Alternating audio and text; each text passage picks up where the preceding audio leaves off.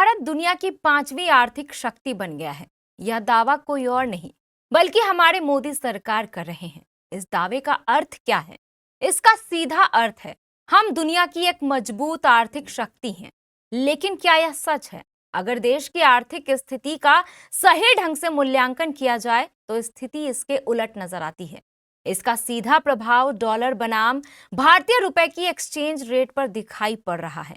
कुछ दिनों पहले तक डॉलर 85 रुपए के आसपास घूम रहा था, लेकिन आज भारतीय रुपया डॉलर के मुकाबले अब तक के सबसे निचले स्तर पर पहुंच गया है। आज डॉलर की कीमत ने पहली बार 90 का आंकड़ा पार कर लिया है। जब यह समाचार बन रहा था उस समय डॉलर की कीमत 90 रुपए 20 पैसे तक पहुंच चुकी थी। डॉलर के मुकाबले भारतीय रुपए की गिरती कीमत से न सिर्फ विश्व बाजार में भारत की आर्थिक स्थिति को लेकर नकारात्मक संदेश जा रहा है, बल्कि महंगाई के स्तर में भी वृद्धि होना लगभग तय है।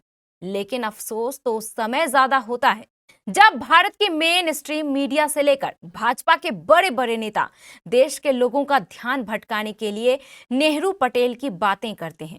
नेहरू ने यह कहा, पटेल ने वह कहा। बस इसी सब में देश को उलझाकर देश की वास्तविक स्थिति से ध्यान भटकाने का काम कर रहे हैं।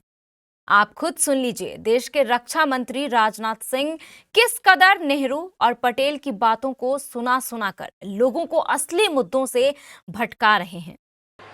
बाबरी मस्जिद के मुद्दे पर सरकारी खजाने से पैसा खर्च करने की बात जब उन्होंने छेड़ी थी, सरकारी खजाने से पैसा खर्च करके बाबरी मस्जिद बनवाई जानी चाहिए, उसका भी विरोध यदि किसी ने किया था तो गुजराती मां की कोख से पैदा हुए सरदार वल्लभ भाई पटेल ने ही किया था मेरे भाई। और उस समय सरकारी पैसे से उन्होंने बाबरी मस्जिद नहीं बनने दिया।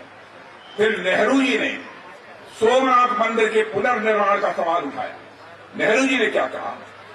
जब पुनर्निर्माण का सवाल उठाया तो बड़े ही शांत भाव से सरदार ने शांत पर दृढ़ स्वर में इस बात को स्पष्ट किया, सोमनाथ मंदिर का मामला अलग है, वहां 30 लाख रुपए जनता ने दान दिए हैं, एक ट्रस्ट बनाया गया है और इस काम में सरकार का एक कौड़ी भी पैसा खर्च नहीं हुआ है।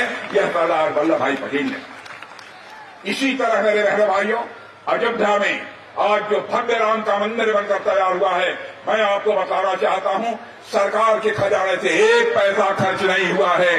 सारा खर्च यदि किसी ने दिया है तो देश की जनता ने दिया है। यही पंथ निरपेक्षता।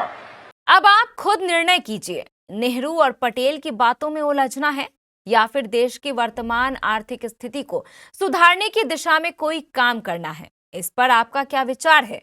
हमारे कमेंट बॉक्स में लिखकर जरूर बताइएगा। रियल डायमंड सच्चा गहना, बनेगी दुल्हन मेरी बहना। कल्याण ज्वेलर्स लेकर आया। पहने मम्मी पहने बहना, गोल्ड हो या डायमंड, वेडिंग कलेक्शन हो या पार्टी कलेक्शन, कल्याण ज्वेलर्स जैसा कोई नहीं। डिजाइनों का जबरदस्त कलेक्शन। कल्याण ज्वेलर्स शोरूम मिर्चाई बाड़ी कटिहार। अब वसूल होगा आपका पूरा पैसा। नहीं है कोई कल्याण ज्वेलर्स जैसा।